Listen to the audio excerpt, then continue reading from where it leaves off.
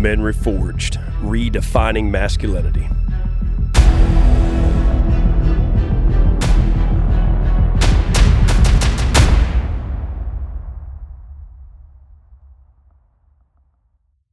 What is up, guys? Welcome back to the studio. My goodness, I feel like it's been forever, Cam. It has been a minute. It's been a couple minutes, maybe. Yeah, it's been a good minute. I don't have my headphones on. That's what felt weird. Oh, I need a little more snare in those. Hold on. Yeah, didn't have my headphones on. Are we supposed to do it? I thought. Whoa. Hey. Get your roll on. Bass jacks. Are we not doing headphones? I don't know. It's been a while, like I said before. There we go. There it is. Wow, you said nice for this. All right. Sexual healing. So, I know we've got a lot of comments from some of the followers that we have here about new episodes. To be honest with you, I was just talking with a young man the other day that said he started over. Oh yeah, yeah. He nice. said I went back. He said, "Man, I'm at this episode right here, listening to it. Are you guys gonna continue and stuff?" And I said, "Dude, hell yeah, we're gonna continue." I said, "We're trying to make sure that the value's added where it needs to be added at and stuff." I think we put a ton of value into the early on episodes, which doesn't mean that we're going to stop, because the goal for what we're doing is much bigger than just doing an episode and stuff. But we want to make sure that we're bringing in really high quality content, and then outside of that, really high quality guests that we're going to have and stuff. And we just thought that maybe this one we'd want to go back kind of to the roots, right? Yep. Like bring it back to what the Shepherds of Men are about, and that's a bunch of men doing what they were designed by God to do, and having a set of balls. Don't get me wrong, and I can speak for Cameron and myself. We are Christ followers. We're believers in God, but we believe that we were created for a different purpose, right? Like, we weren't created to powder your ass. We were created to open your eyes. For a lack of better words. And I think a lot of men need an eye opener, and that's not a stab. If anything, it's empowerment. Right, that's us sitting here. More of a call to action than a calling out necessarily. Like, right, let's just fucking go. Yeah, it's an empowerment, man. Like, you ever had that? You ever had that feeling where when you walk away from a situation or something and you go, "Man, gosh, I should have said something." Yeah, should have said something. Yeah, those are the situations that we encourage you not to experience. Well, the more you have those, the more that weakens you. Yeah, and it starts really eroding your self-image. Yep. You're like, man, I was weak. And then the opposite's true, which I know you're probably heading down this trail, but the opposite's true. When you act on that, it emboldens you. Yep. And then it gets easier to do it every time. I'm to the point where my wife, like I was telling y'all a story earlier, like she can see it coming and she's like, "Oh Lord, here we go." Because she already knows, like, there's gonna be a reaction. Yeah. Well, and not only that, but it emboldens the people around you. And that's part of your job as a man, as a leader, is to encourage other people around you. Because I can guarantee you, if you walk away from a situation that is wrong, and you didn't say anything, or you didn't stand up or speak up or whatever it may have been, and I'm not telling you to go look for fights, but when you're in a situation that is obviously wrong and you don't say anything about it, it damages you. But when you do say something about it, I guarantee you there might be some little ears listening to it, and there might be some big ears listening to it that go, "You know what? Yeah, he's right. He's right." Have you ever seen somebody start a clap? Something's said, something's good. That one guy, all it takes is that one guy to do this. And then all of a sudden, there's a chain reaction. It works the same way, I think, in situations where people do dumb shit, and they really, really hope that nobody says anything. Because in the back of their mind, they're like, "Man, if one or two guys stand up right here, we could be in trouble. But as long as nobody stands up, we're good. Because we know what we're doing is wrong." Yeah. Well, we could go down a lot of trails with this, but I think anybody that's been awake for the last however many months would say, yeah, it sounds familiar. Like maybe some more people need to be speaking up. And I think we're starting to, but it goes back to why we want to talk about this, because yes, men and women need to both stand up for what's right, but we just believe that there is an attack on masculinity. There's an attack on the male role, as it was created to be played or lived, I should say, is probably a better way to say that. And it's less and less common to see it played out, to see it lived out. It's more common to see kind of a whimpering or a regression or retracting back as opposed to standing up. Yeah, and stop feeling bad for standing up for what's right. I mean, that's just really the fact of the matter. There's a book that was written thousands of years ago. It's been rewritten multiple times that tells you exactly what you were designed for. It tells you exactly what your place is in this world. And if you ever have been confused or you don't know, I don't care if you're religious or not, go read the Bible. Tell you exactly what a man's place in this world is. And you talk about He-Man, masculine toxicity, Toxicity report. toxicity. But you can talk about toxic masculinity and stuff like that all you want to. But if you really look at the true root of what masculinity was created for, and what Christ sees it as, then it's not toxic. It's absolutely necessary. Yep. Absolutely necessary. Like, not even just a little bit like, it's probably a good thing to have. It's necessary. It's not a good thing. It's necessary. Men have to stand up and be men in society. And one of the reasons that we're in the situation that we're in is because men are not. Not only men are not, but there's also just such an attack on it that it's like discouraged and victimized, or not victimized, villainized. Villainized, yep. Yeah, and so it's like we live in this culture now where it's like, unless you think the way we think already, it's harder and harder to surround yourself or be groomed by someone that feels that way. It's more like you just, whatever is fine. There's no reason for you to stand up for what's right. And there's no reason for you to be masculine. Matter of fact, they'd probably be more comfortable for everybody if you were a little more feminine. Yeah. And that's bullshit. No, it is. It is. It absolutely is. And you should feel just as strongly. And that's why we're talking about this today. This has been weighing on our hearts pretty big. Sent this message to Cam the other day about getting in here and talking about this. And Cam was like, dude, yes. And I was like, did you have something else on your mind? He was like, no, that's exactly what I want to talk about. But to Cameron's point, there's a lot of, how do I put this, bullshit that's going on right now in our culture that is making people that are doing the right thing feel guilty because they're doing the right thing. Well, that and being white too, that's pretty bad. Yeah, so if you're a straight white man, good Lord. It's ridiculous on how now all of a sudden you're a bad guy. You can, which is complete crap, in my opinion, period. Like, and it's on the flip side of that, right? You make anybody feel guilty or any kind of way because of where they're at. I don't care if somebody's a different nationality or somebody has a different sexual preference or whatever it is. I'm not saying that anybody should ever be bullied or disrespected because of their beliefs. Like, don't get me wrong. I think if somebody chooses to do something, they should have the freedom to do that. I know Andy Frisell has talked about this a lot. He's a liberal from a social aspect. But more conservative from a business and a country aspect, right? Like, from country aspect, conservatism is way better. Obviously, we want to keep the government in a conservative fashion, right? So that's a freebie. Just think about that for a minute.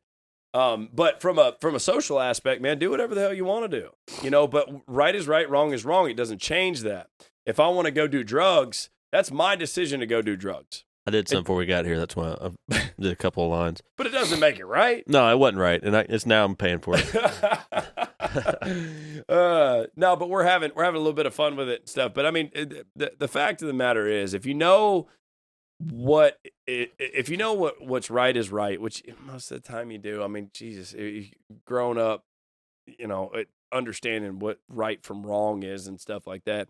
There's times where it's time to speak up. It's no longer time to sit back and be like, oh, well, that doesn't affect my household, because I promise you it will. Yep. And it's coming to your doorstep. I promise you it will, and it's coming to your doorstep.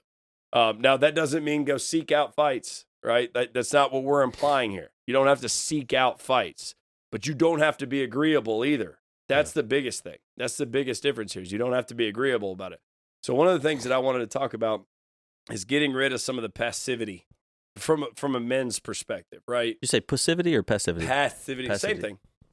I was just checking. Same thing. I got my headphones on. I couldn't.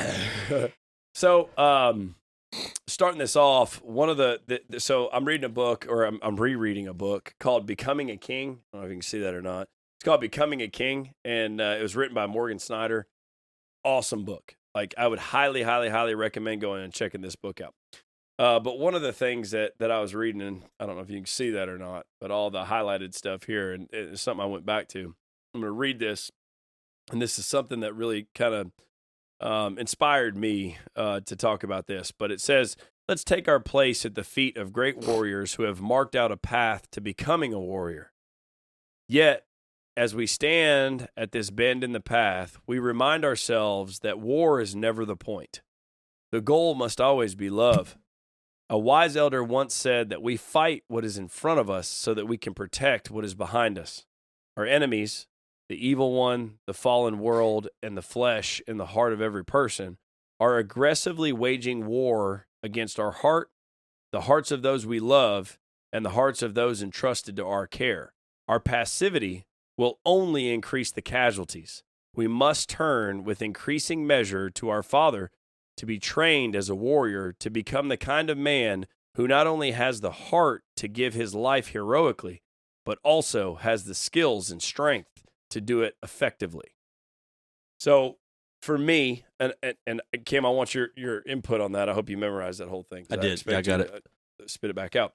But to me, what that says is, when you're passive in situations that you know you need to stand up, your kids pay for it.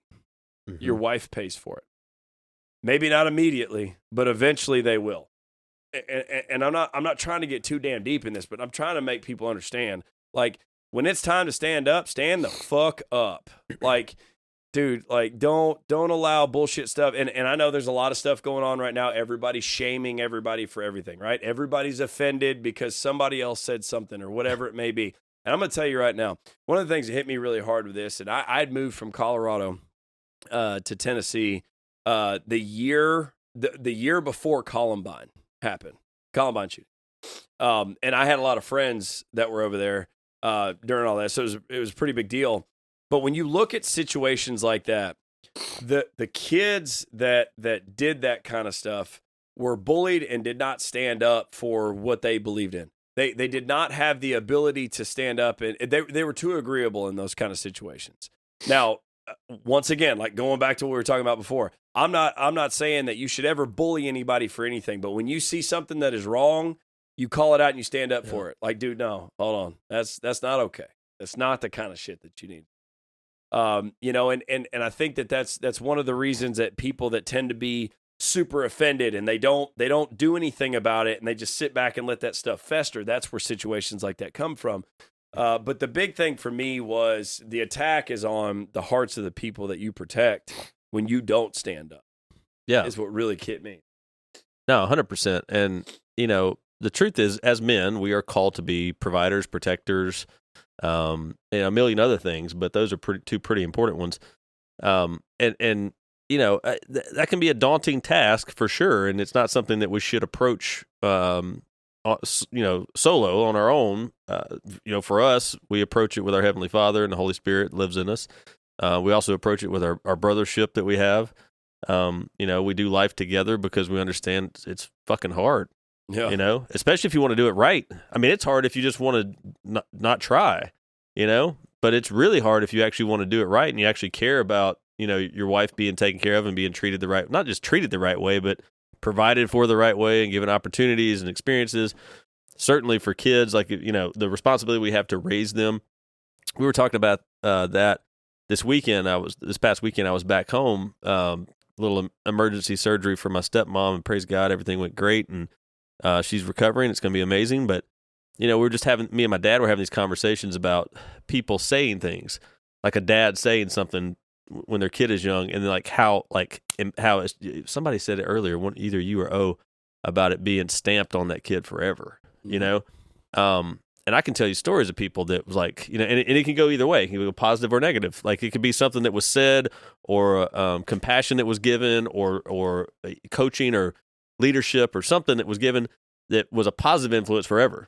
And it can also be, the fact that they were out of line, they did something wrong, they made a mistake. And again, there's no judgment on that. People make mistakes. But I think what's even worse than that is just the passive dad that just doesn't, not involved, or they let shit slide. And I believe, and you'll have to excuse me, cocaine's a hell of a drug. I believe that kids know, or at least this is what I've told myself enough to where if I let something slide, the first thing I'm thinking about is my kids are watching me, and my dad. I don't want my kids going, man, my dad's a pussy. Yeah, you know, I really do. I don't know if it's real or not, but I think it is. I think my kids notice when a man doesn't stand up to be a man. I just lost something in my headphones. It was not snare. I got plenty of that, but I guarantee you your kids notice more than you think they do. Yeah, for sure. So you know, and it goes back to this whole, it's either negative or positive. There's no static.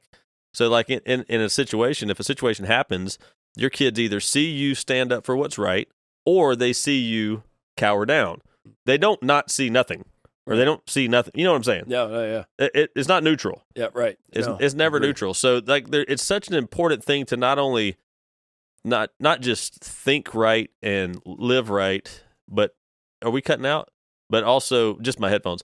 But also do right. Like you have to, not just for your sake, not just for the situation and that current environment's sake, but for the next generation. Yeah. You know, because they're going to do what you do. And hopefully they do it better. You know, I don't know, man. Like we talked about before we started recording, the difference in you know the way our country seems to currently approach things, which is scary. And it's basically we think in 4 years at a time. You know, that's really, if you think about it, as a country as a whole, we think 4 years at a time, and we put way too much. We put too many balls in the president's court, and we think that whoever's in office or whatever, not even just him or her, but just whatever administration is in leadership roles in the country, that determines how our life goes. That's crap. It's total crap. Other countries, love them or hate them, I'm not agreeing with what some of them do, but let's say China thinks 100 years ahead of time. You know, the stuff that they're doing right now, from a global perspective, they've been planning for generations. Yep. You know, and we're sitting over here twiddling our thumbs trying to decide who we don't want to offend. Yep. You know? Well, and I think a lot of that goes back to, you know, we did an episode with Sean Whalen a little time back, and he made a comment like, you know, the way that this country and stuff is going and stuff. But the fact of the matter is, it's still your country. Yeah. Regardless of who's there, you're a part of it. And until we can truly understand and appreciate the fact that the decentralized control of this country. So, and by decentralized control, what I mean by that is the president does not run everything in this country. As humans, as citizens of the United States of America, we run this country. And until we get back into that mindset, we're going to be screwed.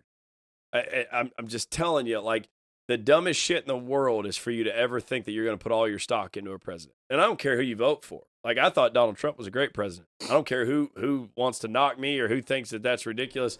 I really don't care. Send me an email. Cool. I get them all day long. Really don't give a shit. I think Donald Trump was outstanding, especially now that we have a puppet in there that can't speak. I think Donald Trump was awesome. But I didn't put all my stock into Donald Trump. You know what I did? I continued on with my life the way that I was supposed to. I took pride in the fact that as a citizen of the United States, I respect the position that he was in. But Donald Trump is another man in this country at that time. I don't know about that with Biden. He might be an inanimate object. Somebody's working his arms or something. I don't know how that works. I don't know how they can figure out how to work the arms, and yet they can't keep him from shitting himself. Sorry, let's say that out loud. Yeah, well, they got somebody that cleans it up, so at least somebody's got some shit together over there.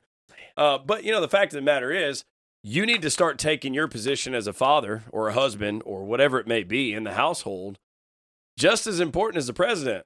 Because ultimately, when it comes down to it, you are raising the next generation. Like Cameron said, you know, like China's thinking generations ahead. Well, why don't we just, like, build the next generation? How about that? You know, that's what's pretty freaking cool. Why don't we build up the next generation to go, I won't get bullied because I'm not a freaking victim. I don't care if you're bigger than me. I don't care if you're stronger than me. I don't care if you don't believe in what I believe in. I'm not a victim because I'll stand up when it's time to stand up. And I can take an ass whooping. You're not going to die. They're not going to eat you. Take the ass whooping. If they can do it, then let them do it. You know, I used to say that all the time whenever I would go to like new schools and stuff, man. I used to always get into fights and stuff. And I think it wasn't a pleasant experience for me, but it was one of those things that, like, I don't know. I just like a tag phrase. Well, whoop me then. Yeah. Like every time I go to a new school, somebody would want to challenge me because I was new. That was natural. I got it. You know, I'd been to enough schools to know that this was coming. That's how it works. But that's how it was. It was like, well, whoop me then. And, you know, some people are going to get caught up on just the physical side of that. That's just one example, you know, one storyline. But I think that's an important, I don't think we need to be so big on shying away from physical confrontation. You know, like I like Sean's things, give violence a chance, you know? Yeah, sure. Like it's part of life, man. Like you're not going to eradicate violence. You're not going to eradicate physical, you know, brawls or whatever, you know, fights.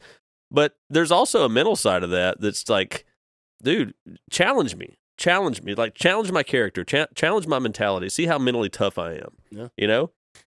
You know, the whole I'm going to die on the treadmill kind of thing. Like, let's just see, you know, and you're right when you say a father is way more important than a president. I agree with that 100%, because the fact is we have enough men that are involved in their home and in their household and they're raising their children, then you turn things back around in a generation. It doesn't matter who the president is. It doesn't matter, but you have more influence with your kids, and it just takes more than one.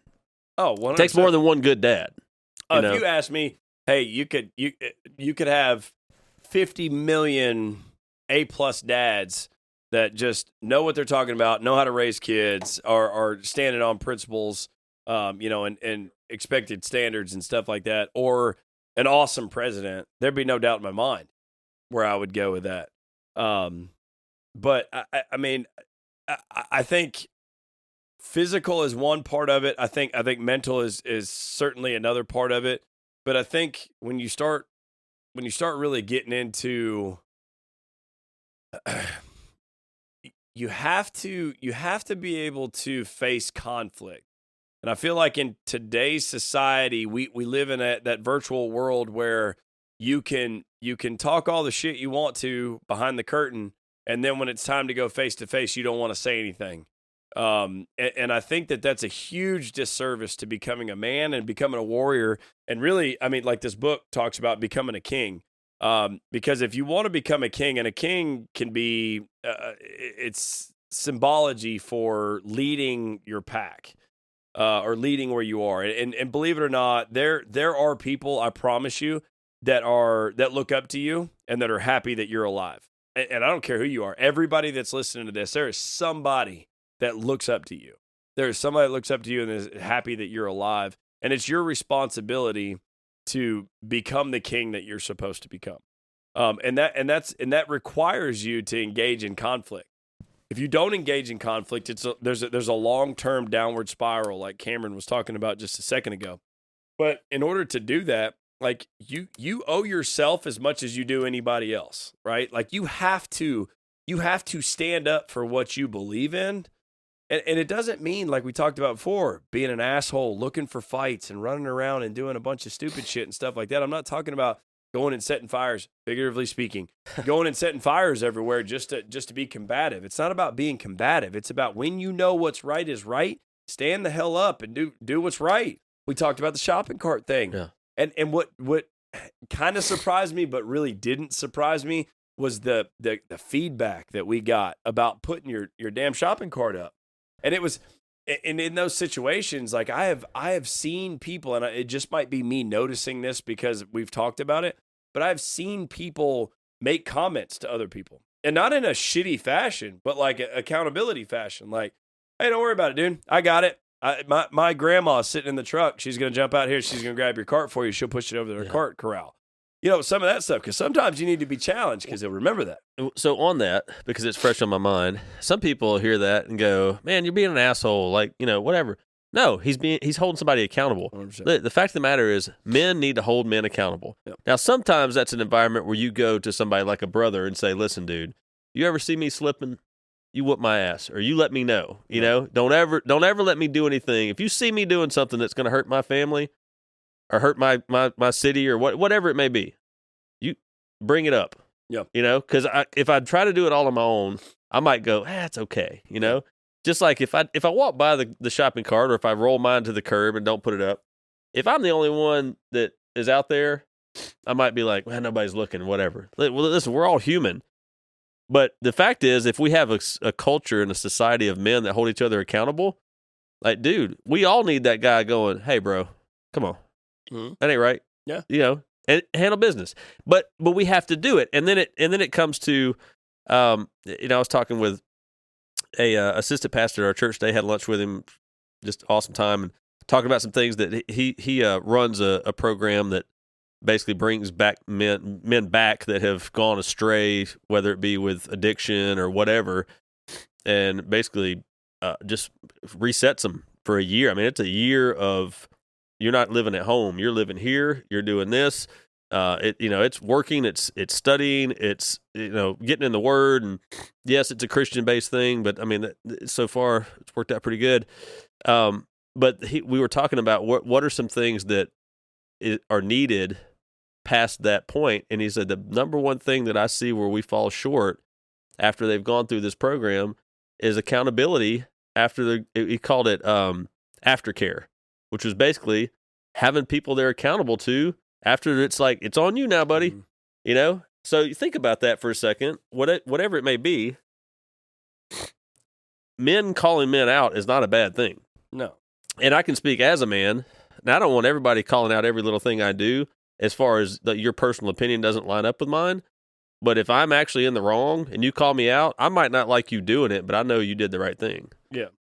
No, and I think if you've ever played a team sport, you understand what a team can do for you. I mean, when you look at teams, especially teams that were, whether you look at football teams that might just have a bunch of seniors on it that should have no business playing with other talented teams, the reason that those teams win is because of the leadership on the team. Yeah. The accountability that's associated with it, because I guarantee you those guys during the summertime, when the super talented team had a bunch of young, individuals that maybe didn't understand the whole accountability side of things and stuff, were hanging out, leaning on their talent and stuff.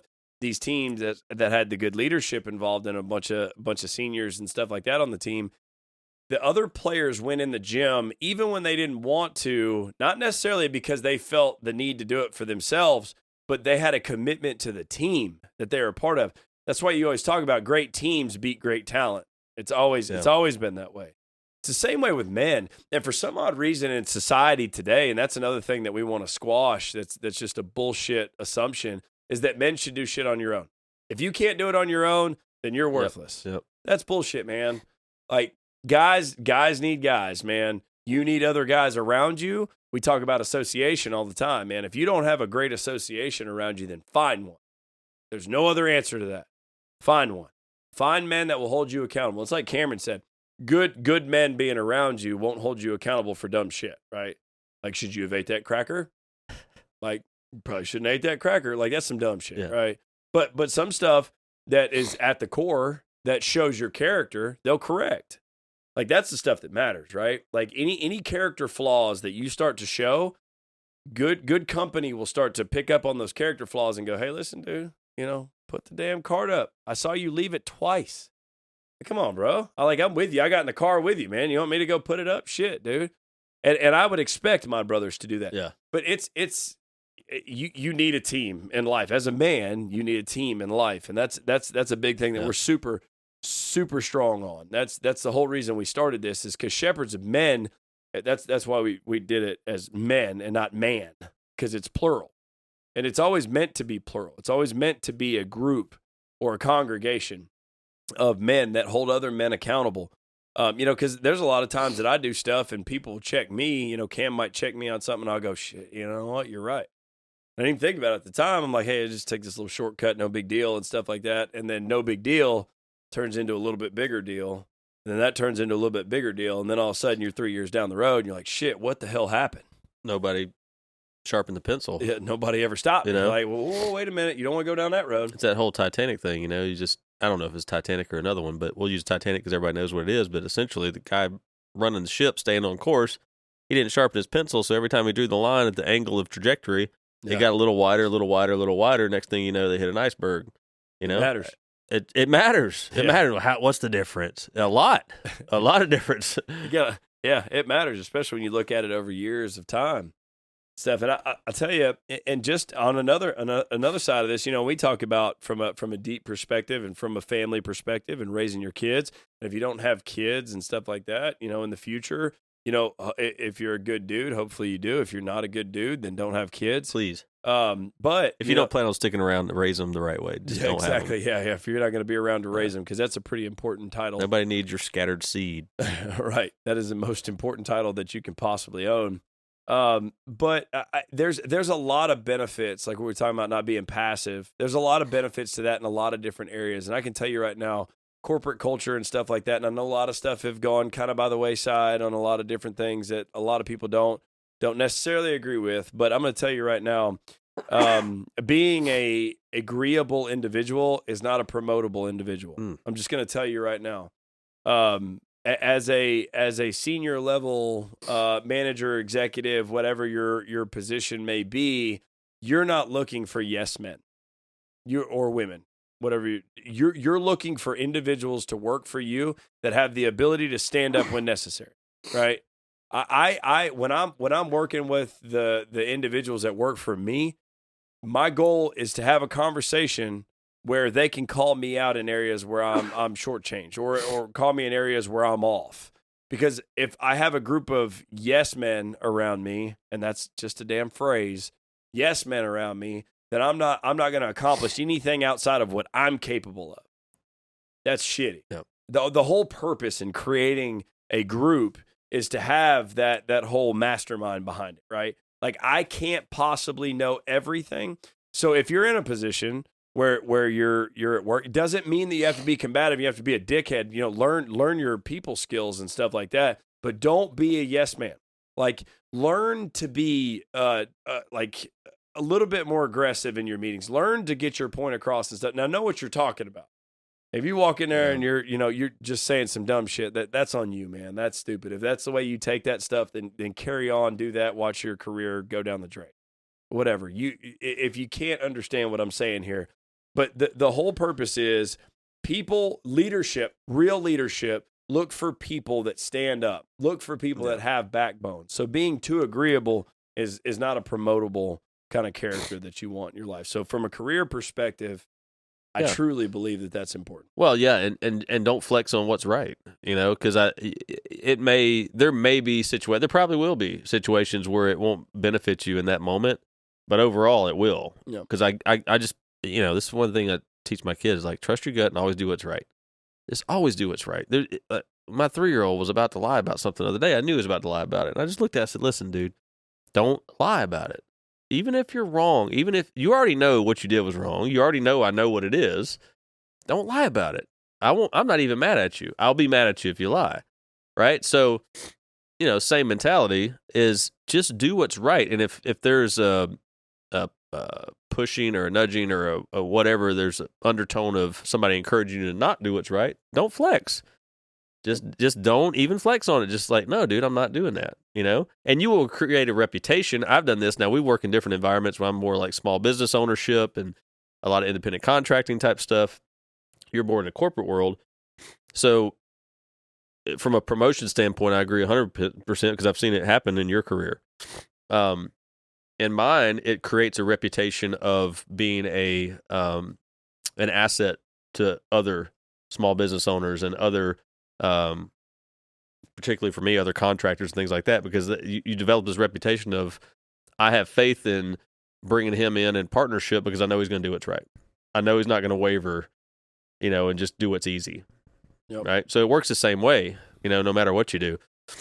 I got to brag on my dad while we're on this topic. It's kind of in line with what we're saying, but was back home this weekend, went to his job site, because they were actually on our property, cutting timber and everything.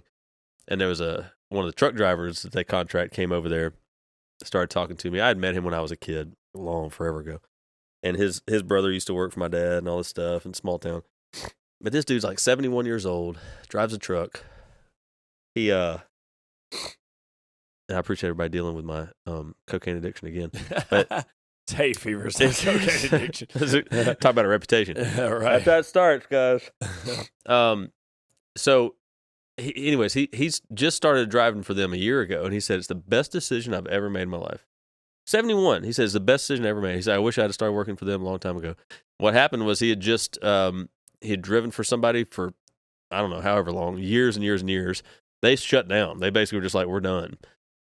He drives by area that my dad is working. He knows of him, have known of him for forever, and literally just stops because he knows if I can get a job with them, I'm going to be in good shape. Pulls in there and says, hey, when can I start driving for you? And my dad goes, I hope you're not kidding because we can load you up right now. And essentially my dad's reputation had created an environment where this guy was like, if I could ever get on with them, I know there's no gray area. It's going to be black or white. He's going to do what's right. I'll be taken care of. And it's proven to be true. And he told me flat out, he said, I've tried to get people to say something bad about your dad and your uncle, and I can't find them. I can't find anybody, So yes, that's hey, they're good people, but they also, they stand up. And I promise you, you meet my dad, like you'll love him, but if you ever did anything that wasn't right, he will call you out on it in a second. Mm-hmm. In a second. But people are attracted to it, not repelled from it. And I think that's where a lot of people get it confused, is that they think, well, if I do this, it's not comfortable for everybody, so I'm going to repel people from me. I'm not going to attract. That's not true. That's not how it works. It seems a little counterintuitive, but like it really is. The more stuff you call out, and the more you do what's right, and the more that you kind of maybe rub people the wrong. When I say rub people the wrong way, I mean in the right way. Like not, again, like you said, not like trying to pick fights, not trying to be an asshole, not trying to like, poke people and stuff like that and egg them on, but like just literally going like, nope, not standing for that. We're not doing that. It starts pulling people towards you that go, man, that's so refreshing. It's so refreshing because people actually do really like to be around. Right. I think when you're in the wrong, personally, if you're living a life that's, crooked or whatever, I think it just eats you up inside, and you know it all the time anyways. Well, and other people can feel that on you. Yeah. I mean, I firmly believe that. People that are not truly real, we talked about character ethics. Yep. And stuff like that. Like personality ethics are important, right? Like you need to be able to relate to people, but character ethics are essential. Character ethics are some of those things. It's like, I don't know your dad, but just from the way that you talk about your dad, I would not expect your dad to walk into a board meeting or walk into a sales room or something like that, all spiffed up and be able to smooth talk a bunch of people into something. I take your dad as a guy that stands on a unbelievably firm character ethic. Yep. I see your dad as being the type of guy that people talk about him, he doesn't talk about him. Like yep. that's where character ethics come in. And it's so funny when you're saying that, I was thinking about, what's the downside to having a backbone? What's the downside to being really strong character ethics and stuff like that? And like you said, you rub people the wrong way, but to be honest with you, I mean, what do you really do? Piss off a bunch of fake people? That's exactly right. The only people you rub the wrong way are the ones that are in the wrong anyways. They're fake most of the time, or they have their own demons that they're not willing to face. And let's be honest, most of the time, the reason that we're not willing to stand up is because we don't want to face our own demons, or they have an agenda that you standing up kind of gets in the way of them, moving that agenda forward. No, yeah, 100%. And the fact of the matter is, long term in life, whether it's career, relationships, kids, whatever it may be, one of the things that I've always thought is like unbelievably like kind of it was very simple and very like everybody should know this, but it was kind of mind blowing. Was if you don't raise your kids, you'll raise your grandkids. Yeah, that's the fucking truth. How often do you see that now? A lot. Yeah, a lot. You see it now. And that goes back to character ethics, man. You raise your kids, and by raise, like that's a one word to explain a lot. Yeah. There's a lot of really ugly shit that goes on. Doesn't mean keep them alive. Yeah.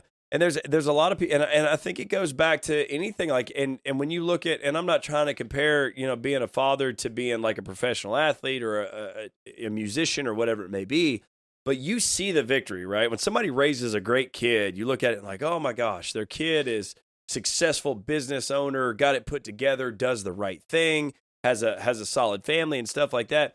He has parents behind him or her that did the right thing. And you didn't see all the ugly shit in between. Yep. You didn't see that kid getting his ass whipped. You didn't see the father or mother, like what Cameron just said. I hope my kids see me do what needs to be done. I hope my kids see me acting out what I'm talking about. Like I'll show you that I love you. And later on in life, you'll understand because of my actions and stuff. And that's, it's one word to explain a lot that goes into that. But understand, like, if you are a good parent or you're struggling or whatever it may be as a parent, Like, keep going, dude. Don't get weary in well doing, man. It's worth it. It is 100% worth it. And there's a lot of ugly that nobody sees for a little bit of victory. Like, man, they got some awesome kids. You have no idea what they did to have awesome kids. Well, and how long it takes, how much sacrifice there is, how much selflessness there is, and I think that's where a lot of the failing. And again, all this comes from areas of us knowing that we're accountable to this too. Like, we're responsible for this too. But I think maybe in the sports analogy, it's a little easier to accomplish things in those arenas because you think I can focus on me and what I'm going to get or my team or whatever. But when you go to raising a kid, I mean, you think, let's just say 18. I don't know who, threw out that just random number one day and said that's when you're an adult. But let's just say for 18, you got 18 years. So some people would say, man, you only got 18 years, which I kind of agree with that. But others would say, he's only 4. I've got him till I'm 18, so this doesn't matter that much. You're crazy, man. Or I can be a little selfish in these younger years, and then I'll get around to being a dad. Like, no, that's nuts, dude. It's such a long-term play. Like you said, the payoff is when your kid's 25 and he goes, man, all that shit that I was pissed at you for like disciplining me and telling me no sometimes, or maybe even a lot of times, like, it's all starting to make sense now. Then when they're 35, they're like, wow. And they're having their own kids, and they're like, man, I just totally didn't even get where you're coming from. Then they're 45, and you're like me telling your dad, like, I am so grateful that you just did not whimper down to appeasing me and, like, just making sure I felt good all the time and I was always happy, and all that bullshit. Every decision he made that I'm aware of was made with the intention of me being a man, not just the intention of him raising me to a point where I could turn the microwave on by myself. Right. You know what I mean? Yep. Like, he didn't need me to learn how to, like, there's obviously practical things. I need you to learn how to hunt and gather. Yep. But, and be a productive person in society. But really, I want you to be a good person. I want you to have a good core, have good character, have integrity, have honor, like, honor other people, be selfless yourself. Like, I mean, that's the longer play is, like, and this, I think about this stuff all the time. I hope more people do. I feel like they don't as much as we should, but because parents are raising their grandkids. Yeah. So, but I think about, like, with Owen, first one to come to my mind when you got a gaggle of them is not only am the decisions I'm making and the actions I'm taking, the things I'm doing, the times I'm standing up, are they impressionable to him? But that's an impression that will be passed to his kids, Because how many times have I told him things that my dad did? And I'll flat out tell him, Papa Joe says this, So when Papa Joe, my dad, was doing it for me, he wasn't just affecting me. He was affecting me and my kids, and that's going to affect their kids. And this is how you have a society that's like, I picture the Spartans that are like, there's just like this core that doesn't change. There's these principles that you live by that you just do not. I keep using the word flex, I guess, because my brain is numb right now and I can't. My vocabulary is lacking. But you're not wavering on. And it's so important. And I just think again, I get what Sean Whalen was saying. Is like, be careful when you say society this, society that, because we're part of society. And I agree. I take personal responsibility for it. But it's just so commonplace now. I think for that to not be people not think about that. Well, I think what you can really take away from that is we are a part of society, but the problem with society is that kind of stuff is under attack. Yeah. It's traditional. Well, okay. Well, let's look at that. Maybe that should tell you something. Is traditional? Is it detrimental to society or is it good for society? Right. Like, that's what we should look at, not the fact that it's traditional, right? So, like, okay, here's what disciplining your kids. Yeah. Like spanking for those of people, you that people that are out there that want to talk about how, you shouldn't discipline your kids and stuff. Well, you should kiss my ass. Like, that's what I think about. Right in the spot that I would spank there. Yeah, my kids will get disciplined, and they'll get disciplined accordingly and fairly for what they do. And they always will, because what they'll understand long term is consequences where your kids won't. That's the biggest difference. And if you can't see that long term vision, then you'll pay for that long term. And here's the thing: it's because I love them. That's 100%. It's not that I don't love them. It's because I love them that I discipline them. Well, sure. And it's most of the time I don't want to do that because I want to. Like, believe it or not, I don't want to sit here and whip my kids, man. The last thing that I want to do is take my son up there and whip his ass, especially when he's upset about something or whatever it may be. But what I do want to do is make my son understand, or my daughter, that the next time that situation arises, there's something that goes off in his head. Yep. Because talking doesn't always work. Spare the rod, spoil the child. You believe whatever you want to, but I promise you, I've seen the difference. I lived in a household and have seen the difference in how two boys turned into men. I've seen it personally between me and my brother. Like, I'm just telling you right now, my mom didn't play no games with me. My mom would bust my ass in a heartbeat. My mom got to the point where I got too big and she was busting spoons over my ass and stuff. She started smacking me in the face. And for some odd reason, when my brother was born 9 years later, because I guess he was just a little pup, stuff like that, he didn't get it. Yeah. And I'm just going to tell you, my brother just got arrested again. Like, I understand what happens with consequences. I understand that every action that I take has a consequence, whether it's good or bad. So I have to make a good decision there. There are times where I make decisions knowing there's going to be a bad consequence with it, but it's a calculated decision. Like, I'm going to go have fun tonight. I'm going to go have some drinks. Probably not going to feel great in the morning. And I still do that. I'm not saying that I don't. I'm not perfect by any means. I don't live a perfect life. But I'm going to tell you right now, I don't do dumb shit that's going to compromise my family. Right. I understand the consequence. Yeah, and the truth is, if you don't if you don't, let's speak to adults, if you don't discipline yourself, you will be disciplined. Okay, so as a child is not mature enough to discipline themselves. This is what drives me absolutely insane is when, he wanted to or he didn't want to. No shit, he's 4. I mean, while we were going to take him to the doctor because he broke his finger, but he didn't want to go to the doctor, so now we got to amputate it. You're a bad parent. Like, seriously, that's ridiculous. Like, you should be ashamed of yourself, and somebody should pick up your children and take them to a home that loves them. I'm being dead serious on that shit. Yeah. This whole letting your kids make decisions, like, listen, I get, like, what do you want for lunch? There's times when I'm like, what do y'all want for lunch? And I'll let them decide. But if I let them do that every time, do you know how bad their eating habits would be? Oh, yeah. You know how poor health they would be in? No, we create an environment where, like, this is what we're having. This is what we're doing. Now, there may be moments where it's like, hey, you guys get to pick, whatever. But going back to the discipline side, my dad was always a big believer in getting your bluff in early, because I think some people get it twisted. They're like, you're just going to spank your kids all the time? No. I'm going to spank them really good a couple times. That way they remember. Dude, my dad got me good twice. Yep. Everybody hears me talk about my dad like, man, he was really strict. He was. But he must have spanked y'all. Hell, he spanked me twice. Yep. In my entire life that I remember. Yep. And I remember both of them. I remember what the belt looked like. I remember what the curtains looked like in the room when it happened. I can tell you everything about it. I can tell you how long it lasted. And I can also tell you that after that, I really only had to get like one of these sideways head tilts. And I was like, oh, no shit. I remember what happens now, and I can't, and that alone, and he did that for myself. He did that for my step nephews that he kind of helped raise because they didn't have they didn't have a father figure close by. And every one of them will tell you, hadn't been for that, I'd have made a lot of really bad decisions, and we all screwed up. We all did stupid shit. But I think I did a lot less stupid shit because my dad took the time to love me enough to beat my ass. Well, and that goes back to what we're talking about. You have to engage in conflict as a man.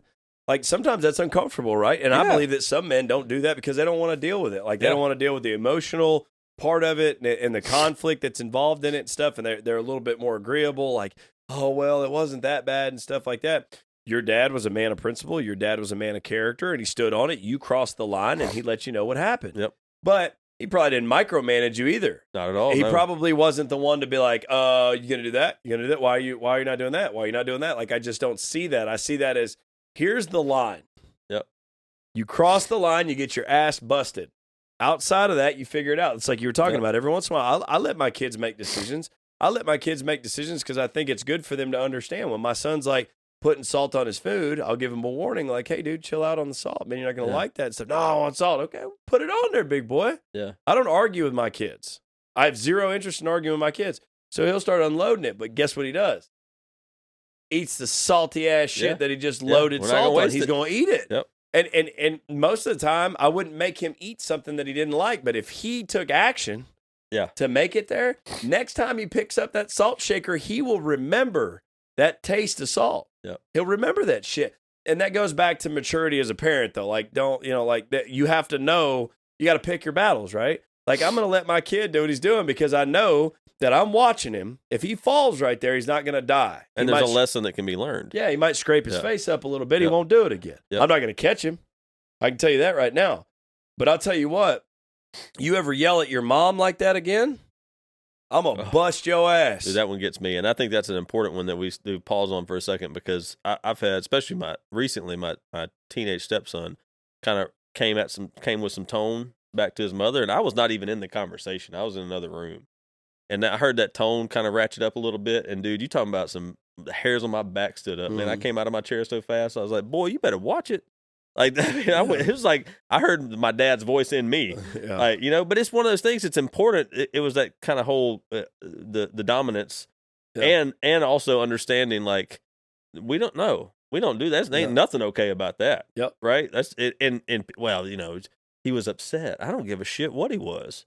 Like, that's your mother. Yep. And she, not only was she right, and she's your mother, that's pretty much the only two things you need to know. Yeah. Now, there may be situations where some of the thousands of people listening to us go, well, my mother's, she's a shit show. Mm-hmm. And she's a dumpster fire. Okay, great. Respect the position. Respect that she's your mother. Yep. And maybe pull yourself out of that conversation. 100% respect the position. I don't care if your mom's a piece of shit. Your mom is still your mother, and you respect the position of mother because it was endowed by God. And if she's making bad decisions, she's not a good mother, then you need to figure out how to get away from that. You still respect it. 100%. You can still walk up, give her a kiss on the cheek, and say, "Mom, hope you get better. Yep. Love you." Whatever it is, you don't disrespect her. But see, that goes back to like what you were talking about. That's a really, really good example of what we're talking about here. You draw the line. It's not just with your kids. It's within society, life, whatever it may be. There's a line that you draw. That's where your character, people start infringing on your character ethics.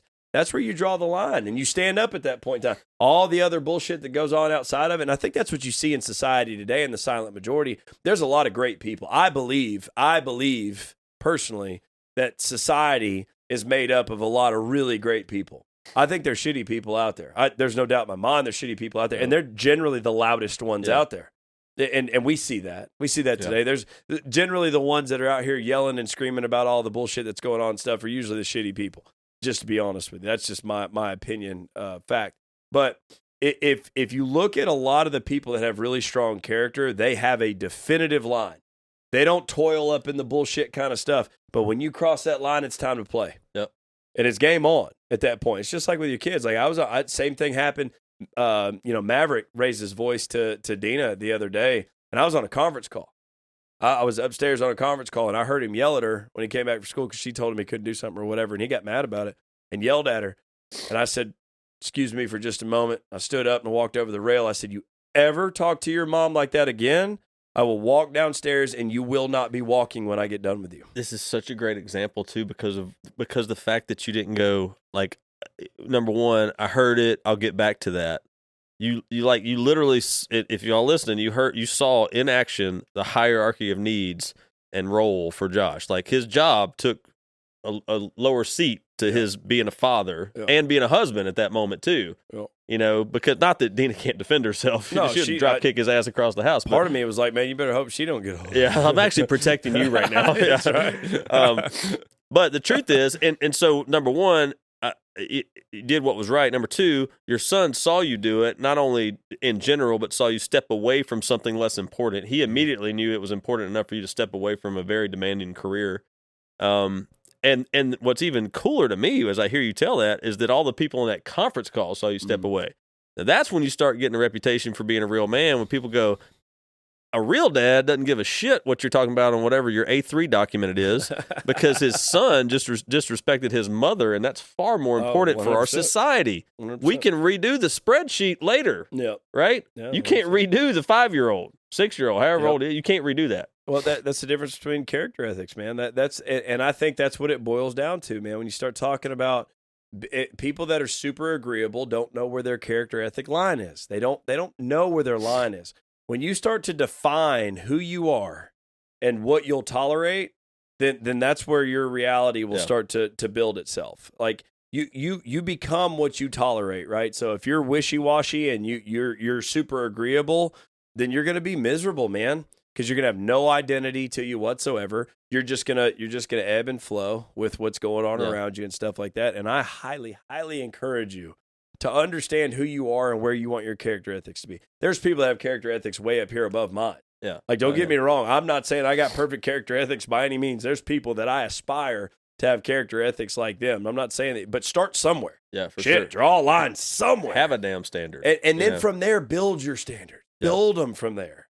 I want to go back to something because, number one, there's people, men listening to this specifically, that they've never had that example. Right. And so they're literally right now, sometimes we've talked about this in the past. It's like sometimes we feel like we say stuff and it's like, well, everybody knows that, but they really don't.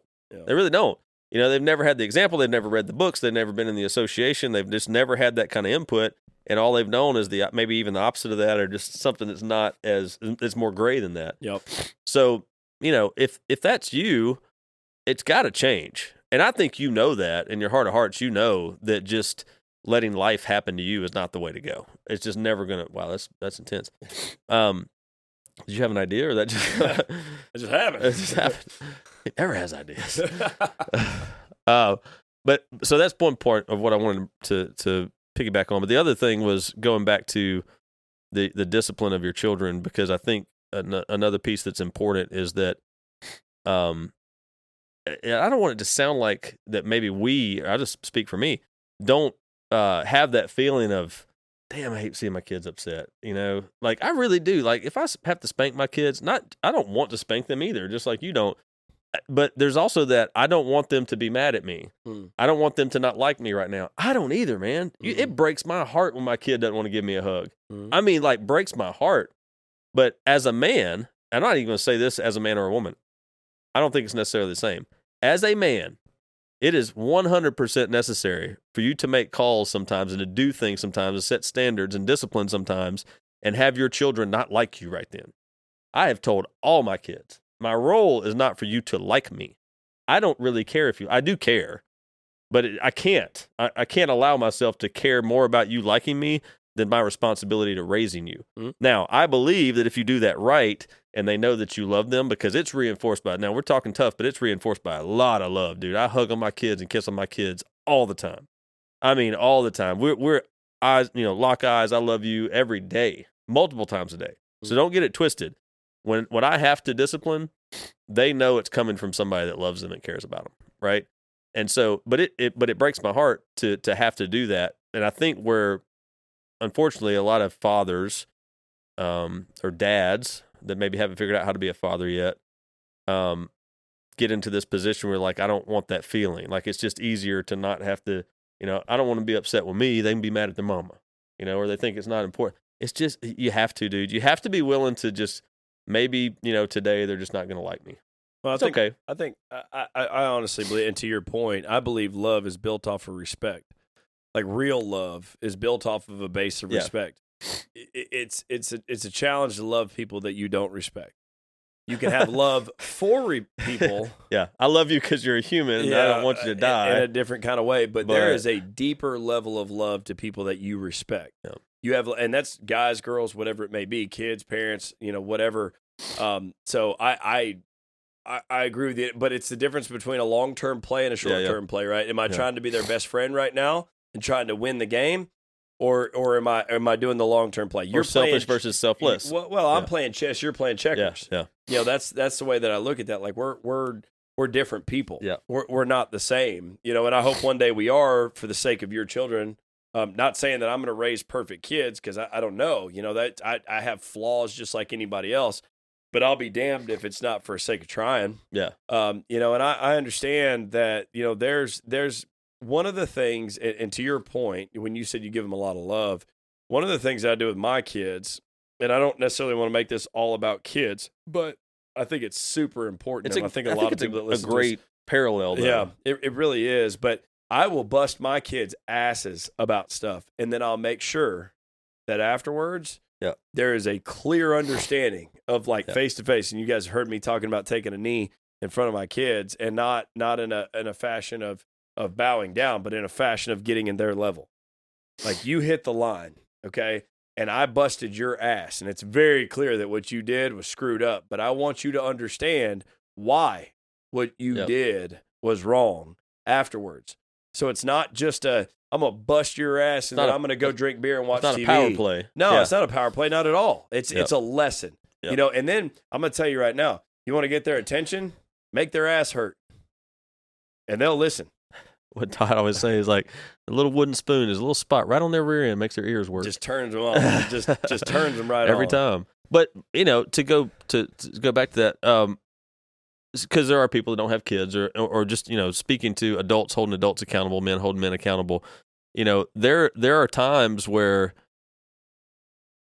holding, again, not to just be tough talk, holding another guy accountable is not always getting in his face. Most times it's not. No. Most times it's not getting in his face and talking tough to him and, whooping his ass because he's doing wrong. Most times it's coming in with love. Most times it's coming in with an arm around their shoulder. Yep. Be like, bro, you know that's wrong. Or a level of disappointment. Like, yeah. And honestly, that's all it takes. And you can hold somebody accountable. And I was going to say you can hold somebody accountable and love them. I don't know that you would hold them accountable if you didn't love them. But even if it's a quote unquote stranger, it may just be another guy that that you're holding them accountable, or an interaction with somebody out living life. Yep. You hold them accountable, but you can do that with a heart of, I believe you're a good person. You're better than that. Yep. Let's not do that anymore.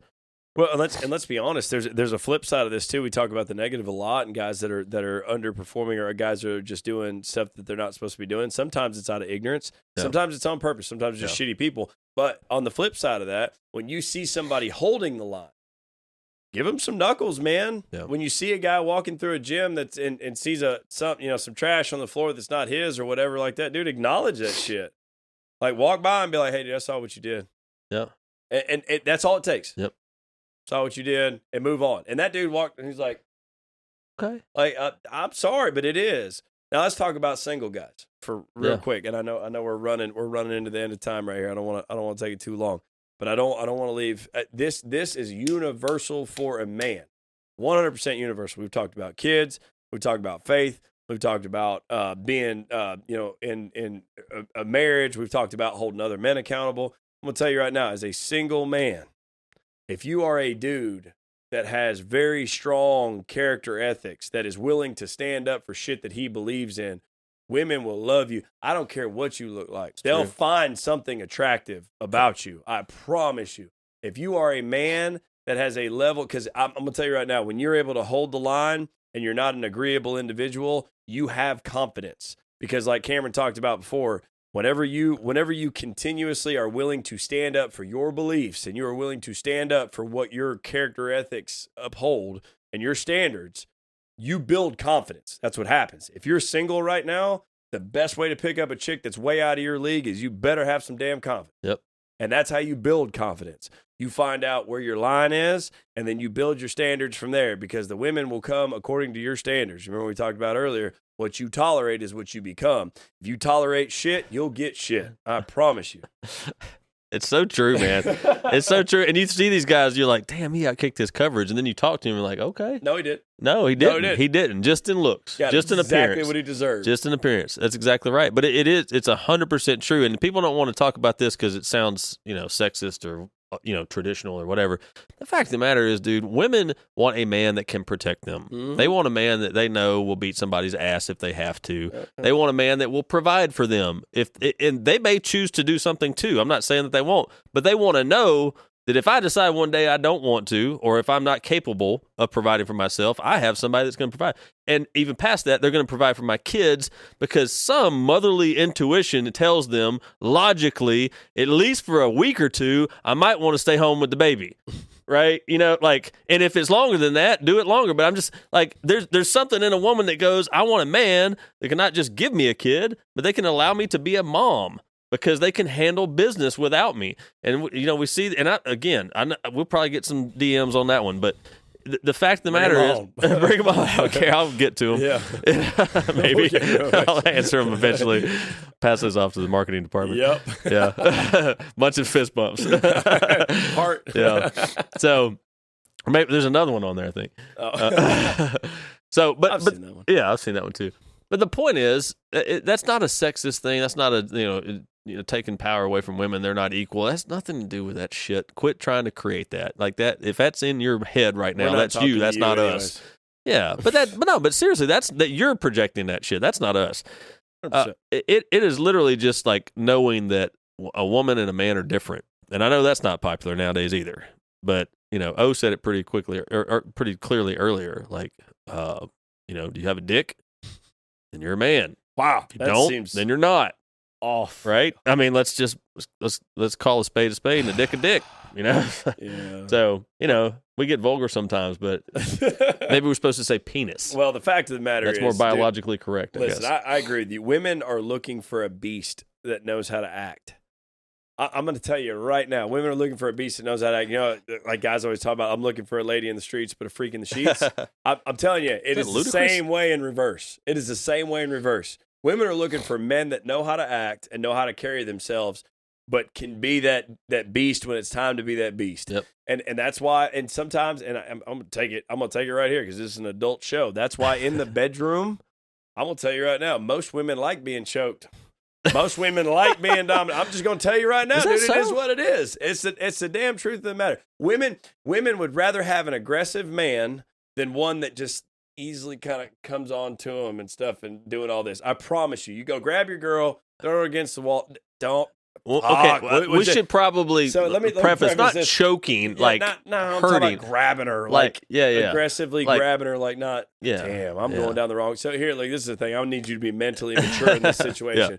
Like, be aggressive with her with the intent of loving her hard. There you go. We'll put it that way. Love her hard, not beat her ass. Right? There you like go. That. Don't choke your wife. Yeah, like or girlfriend. Damn, that went south real quick. Yeah. So I apologize. Let me clarify this. Okay. Women love aggressive men, okay? Aggressive men that can control their tempers, right? The reason that we've talked about this before, there is no virtue without a dark side. Every man has a dark side. You need to embrace your dark side, develop your dark side, strengthen your monster. There's nothing wrong with that. But if you're going to do that, you better strengthen your character to compensate for that monster. Because the monster's good. The monster is needed because I promise you the devil come knocking at your door one day and it's time to take off the mask. Like, it's time to get right. And you're going to have to get right at some point in your life or somebody's going to get right with you. That's just the way that it goes. That's the way it is. And you got to protect your family. You got to stand up for your character and your ethics that you hold close to you. But I'm going to tell you, if you're a single dude, like, don't be afraid of the dark side. Like, embrace your dark side, but at the same time, build your character to equal or exceed that dark side. That's the biggest thing. You could have, like, I'm going to tell you right now, Michael Jordan, like if you've ever read Relentless and some of those books like that, they're some of the baddest mofos alive that people look up to had a really, really dark side to them. Like they walked out onto the court. They may not have said it, but they walked out onto the court and them playing against somebody one-on-one was equivalent to them trying to take their life. And I'm not joking about that. Like that's the level of intensity in their minds. But they controlled it and didn't actually kill him. 100% controlled it. Yeah, they might have killed him on the court. Yeah. But that's why they excelled in those situations, because they were able to bring their character to the level of where their dark side was. So when I say dark side, like stand up for it and understand that when it's time to go to battle and there's conflict, don't be afraid of it. Right. Don't be afraid of it. Handle it like a man, like what we talked about. And that's what we talked about from being passive. Doesn't mean you have to engage in every freaking bullshit thing. We talked about this earlier. Don't argue with fools because they'll drag you down to their level and they'll beat you with experience. I'm not insinuating that you should go argue with everybody about everything that you don't agree with. But when things impact you and they cross your line, that's when you stand up. You don't let people cross your line, man. Don't ever let people cross your line. And that goes for a lot of different things. And I think if every man in this country had a level of character that was acceptable and they never let anybody cross that line, the standard of this country would increase. That's just what I believe. And I'll say something just because we live in the world of social media and everybody thinks, oh yeah, I'm going to go talk, I'm going to go, disperse my standard all over social media. That is not what we're talking about. Nope. Typically the people with the strongest character and the highest standard don't say very much. It's exactly right. Right. So don't be the guy that's just going to comment on everything you disagree with. Yep. Maybe just leave social media out of the equation because that's not reality. Yep. It's a great tool and you can use it, but don't try to be a tough guy on social media and be a pussy in real life. Well, and that's a key stick right there. Like, don't get me wrong. If you do something on social media, your wife puts something on there, somebody says something stupid or whatever, and you bust their balls, take your win, dude. Like, don't get me wrong. Like, I agree with you. I respectfully disagree to where you should never do that, because I think that there's areas where even in social media you need to stand up and bust somebody out. No, I agree with that 100%. Because, and I'll tell you, because my cousin said this to me this weekend. Probably shouldn't have said that's who it was. Well, actually, he'd be okay with it. The person that he was talking about. I'll leave him out just because maybe there's still time to save him. I'm not sure. I'm losing faith. Maybe there is. But it kind of would pick and pick and pick. And my cousin on social media, because it's easy to do it there, And then it went a little too far one day, and I called him out on social media in front of everyone. And my cousin told me, ever since you did that, he don't really say anything. So I agree. There's if it's done properly. Now, I didn't just wear it out and keep having an argument on Facebook. That's stupid. But yeah, well, it's like that book, Becoming a King, right? Like, that's synonymous with, like, every once in a while the lion needs to remind the hyenas who runs a show. Yeah. And that's just kind of how it goes. And it doesn't mean that you go around flexing your muscles, because like Cam said earlier, some of the most confident people in the world, some of the biggest badasses in the world, don't feel the need to go around and show you that they're a badass, right? But when you cross the line, you know who you're messing with. That's the point here. That's the point. And the other side of it is, please, for the love of God, shut your mouth on social media if you're going to be a pussy in person. Yeah. Do not say shit on social media if in person you wouldn't be willing to say the same thing to that person. That's something that we've got to get to, is if you're going to say it on social media, then you got to be willing to be in the same room with that individual and say it to their face in person. Like, and that's where we should get to. That's where we need to be at. And if you are a man listening to this and you are trying to increase your character, like, that's how you do it right there. If you're going to say it on social media, it should be something that you'd be more than willing to say to their face when you're standing face to face with them, whether you take an ass whooping or not. And just because somebody's bigger than you and they might be able to whoop your ass doesn't mean that line changes. Nope. My standards don't change because you can whoop my ass. I just say it from further back. I'm gonna tell you right now, Conor McGregor comes up, slaps my wife's ass, I'm going to take an ass whooping. Like, that's just what it is. I don't know. I mean, he might have him now. I'm kidding, Connor. We're good. We're good. I'm just telling you, that would be one of those situations. But you don't always have to win. No. You don't always have to win those situations. You stood up for where your character was. Won. Where your line was. You won. You might not have won that fight, but you won. Well, in yourself and with your wife and everything else. Yeah, no, 100%. So you don't go looking for fights, but you set your line, and then when your line's crossed, you defend it. Like, that's just the way that I believe. It's kind of like we talk about all the time. You can go running around trying to conquer a bunch of countries, or you can build your country the way that you want it, exactly to the standard that you want it to be at. And when somebody comes in and crosses the line and is not... Now, when somebody comes in and crosses the line, is a good way to say that, should you keep those same standards, or should the standards be different for No, you always... If somebody came in across the line. No, that's the thing. If, like, these are the rules in my house... not to do this and that, blah, blah, blah, blah, blah. But if you're a guest, just do whatever the hell you want. Like, let's say that... Matter of fact, here's some cash. Let's say that heroin is not okay in my house. And you walked into my house as a guest and decided to start shooting up on my couch. In that situation, I would hand you $20 so that you could get more. That's what I would do. That seems logical. Some of the shit. And if you guys don't understand what we're talking about... I feel like everybody does. Just look around for a couple seconds at the dumb shit that's going on. But...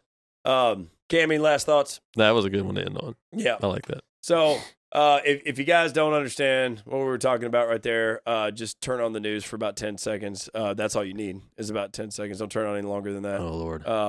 Social media, whatever it may be. But the truth of the matter is, the takeaway from this is, understand who you are. Understand where your character ethics are. Understand where your line is. And I don't mean draw a line in the sand. I mean draw a line in the concrete. And then as you progress and as you grow, and we highly encourage you to grow as an individual, your standards will grow, and that's where your character ethics will continue to grow. And when that line is infringed, do not hesitate to stand up for it. Doesn't mean you have to be a dick, but you stand up for it and make it known that it's not okay. Because what happens is people don't understand where to stop, right? When you allow that to happen, your standards automatically drop because you tolerated something outside of where you said your standards were. And as you continue to tolerate that, your reality will start to become that.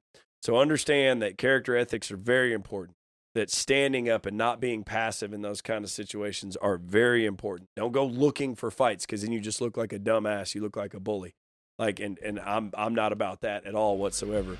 But understand where your character ethics sit and defend that line. Good part of me.